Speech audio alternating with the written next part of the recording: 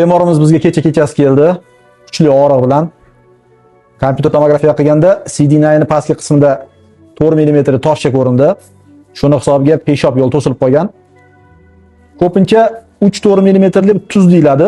Chiqib ketish kerak qoidasi bo'yicha. Qachon tiqilib qolish mumkin? Qachonki CD9 qovuqqa ochilish sohasida torayish bo'lsa. Shunaqa deb taxmin qilgandik, o'ylagan narsamiz chiqdi. Peshob yo'lini qovuqqa ochilish sohasida torayish bor. Ya'ni topib bo'lmadi teshikni. Shuning uchun yurak bo'lsa, qovuqqa ochilgan joy momentda torayish yopilib qolgan. To'liq yopilgan. O'tish imkonsiz bo'ldi.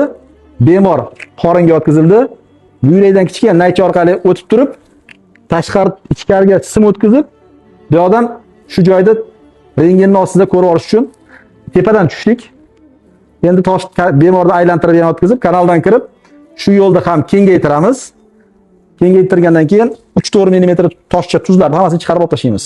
Ya'ni bu hech qanaqa kesmalarsiz, yangicha usulda, endourologik usulda qilinadi. Maqsad shu joydagi torayish joyiga tushishi va ertaga Xudo xolasa bemorimiz uzoq yillar yashaydi.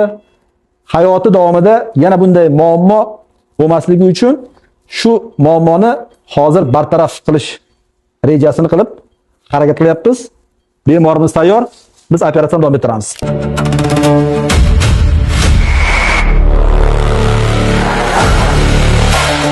Shu tosh tiqilib qoldi. Sababi CD9 bo'ldi.